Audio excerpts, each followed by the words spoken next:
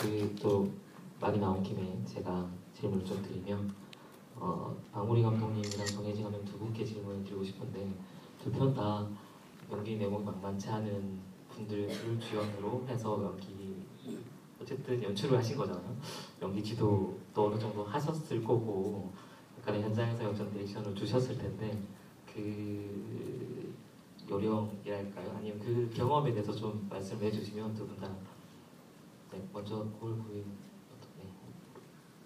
저 맨 마지막 장면 세 분이 이렇게 막걸리 드시는 장면 있잖아요. 그 장면에서 그 자리에 앉은 후부터는 다 애드립이거든요. 그래서 그걸 어떻게 이게 좀 자연스럽게 나와야 되니까 그 필요한 대사 앞에 몇 가지만 배우분들께 꼭 해주십사 하고 나머지는 인물 분석 같은 거를 드렸어요. 그러니까 어떤 배경이고 어떤 성격이고 근데 이거를 배우분들이 너무 잘 살려주시는 것 같아요. 그래서 그리고 저기 나왔던 이 행신 선생님 말고 두 분이 원래 친구세요. 그래가지고 그래서 호흡이 더 잘 맞았던 것 같고 그래서 굉장히 저 마음에 드는 사투리 이렇게 들으면 배우분들 저는 또 약간 비밀이 하나 또 풀렸네요.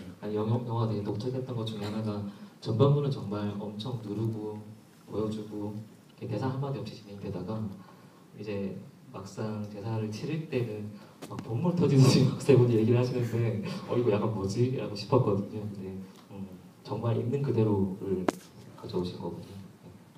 또 감독님.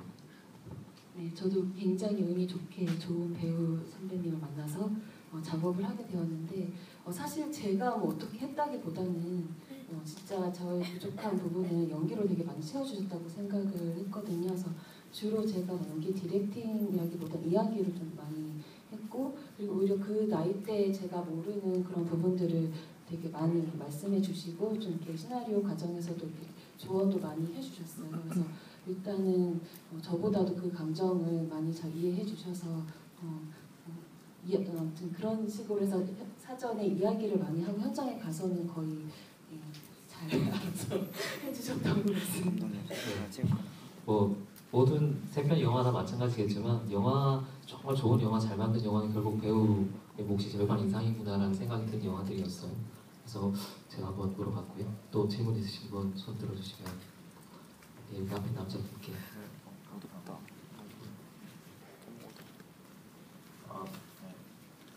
그 방울이 감독님이랑 정혜진 감독님한테 묻고 싶은데요.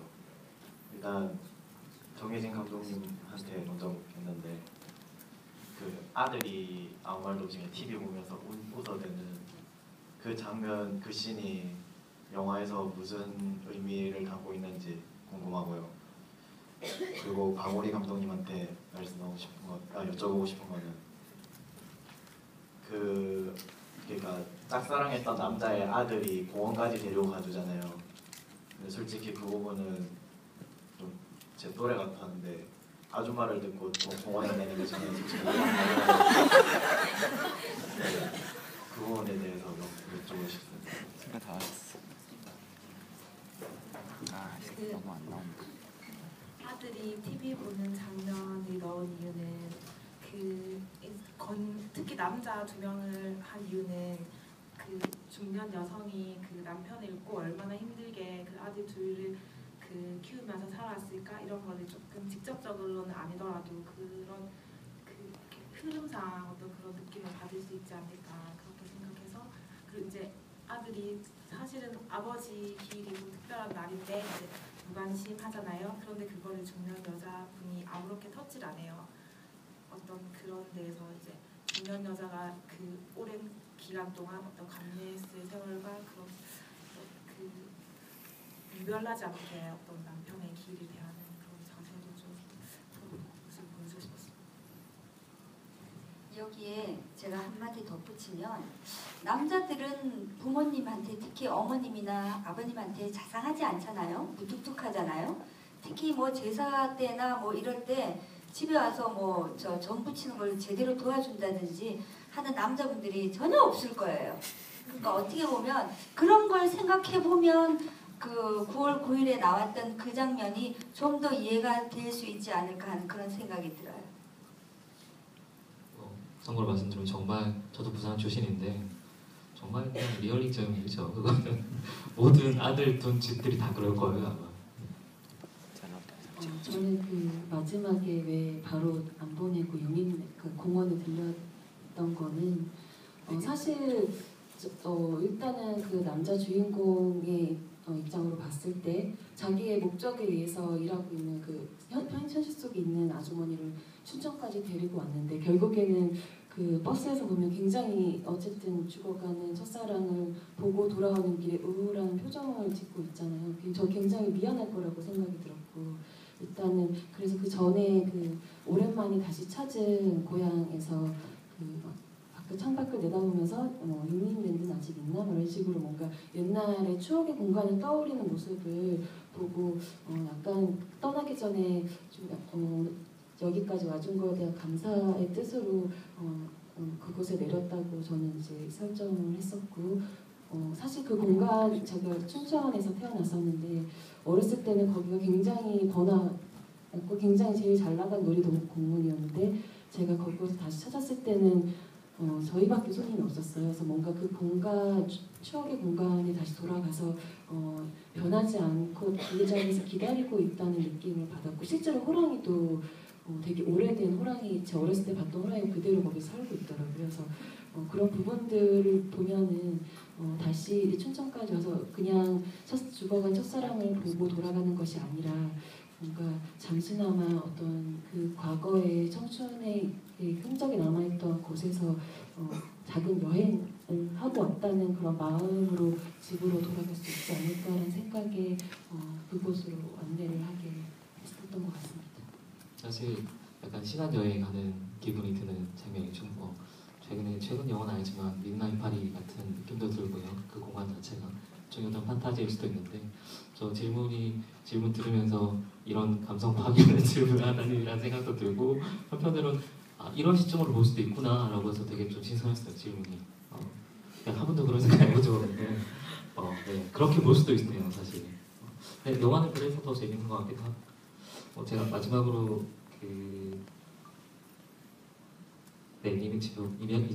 이정민 감독님께 질문을 하나 드리고 싶은데 그 영화 속의 짜장면이 주요한 모티브로 삼으셨잖아요 소재를. 왜 하필 짜장면인지. 한국 영화에서 사실 짜장면에 꽂혀 있는 감독이 되게 많거든요. 근데 왜 하필 짜장면이었는지 궁금해요. 그러니까 처음 시나리오 단계에서 이 선물이라는 설정이 나왔을 때 그 선물이 무엇인가를 알려주기를 바라는 분들도 굉장히 많았고, 근데 결국에는 제목이 님의 침묵이듯이 그것을 궁금해 하다가 의미를 아는 것이 별로 중요하게 되지 않은 어떤 감정으로 넘어가는 이제 매개체가 굉장히 중요했는데, 개인적으로 제가 짜장면과 짬뽕 중에서 한국 분들은 고민이 정말 많이 되셔서 뭐 짬짜면 이런 거 드시고 이런데 저는 태어나서 한 번도 고민해 본 적이 없고 저는 짜장면이거든요. 그래도 짜장면을 막 좋아한다기보다 그냥 그래서 짜장면이 친숙했고 이런 설정에서. 그리고 저는 되게 슬픈 여자들이 뭘 먹을 때, 그러니까 여자들이 데이트할 때 짜장면 같은 거를 친해지기 전에 안 먹잖아요. 지저분해지니까. 근데 뭔가 굉장히 슬픈 감정을 공유하고 있는 여자 둘이서 마주보고 짜장면을 먹는 모습을 제가 좀 보고 싶었던 것 같아요. 그래서 우동보다는 짬뽕보다는 짜장면. 근데 그 장면이 굉장히 재밌어 신선하기도 하고 재밌기도 하고 감독님의 설명을 빌면 약간의 그런 오난도 느껴지고. 그런데 제가 짜장면에 관련돼서 한마디 드리고 싶은 게, 사실은 이 영화를 보고 제가 이제 다른 영화제에서 GV를 할 때 짜장면 이 영화를 보고 나니까 짜장면이 먹고 싶어요라는 반응이 사실 제일 기뻤거든요. 왜냐면 두 분 잘 아시겠지만 전 짜장면이 휴게소 짜장면이 그냥 말 그대로 정말 맛없는 밀가루에 3분 짜장보다도 맛없는 짜장을 뿌려서 주는 그 정도의 짜장면인데 그거를 되게 거의 역하게 드시면서 연기를 해주신 거예요. 그래서 제가 찍으면서도 저는 저 장면을 보면 되게 저도 괴롭거든요. 그때 봤던 느낌이 있어서. 근데 되게 무난한 짜장면으로만 나와도 참 좋겠다고 생각했는데 여러분들께는 그랬어요. 뭐 약간 한마디 덧붙이면 사실 저 이 세 편 다 저희 기자들이랑 같이 봤는데 그 짜장면 먹는 장면에서 방금 말씀드린 것처럼 유난히 한국 영화 짜장면이 많이 나와요. 그거를 많이 소재로 삼고 근데 휴게소 짜장면 정말 독특하다. 이 설정 굉장히 괜찮다, 신선하다고 네, 반응이 좋았다는 걸 알려드리겠습니다. 시간이 다 돼서 이제 마지막으로 질문 딱 하나만 더 받고 맞춰야 될 것 같은데요. 혹시 이 질문 꼭 하고 가야겠다 싶은 질문 있으신 분? 아까 손 들어. 네. 감사합니다. 감사합니다. 아니 방금 뭐 말씀은 하셨는데 그래도 그 님의 침묵 감독님께 질문을 드리고 싶어요. 그 선물이 뭐였는지. 아, 그 선물이요. 네.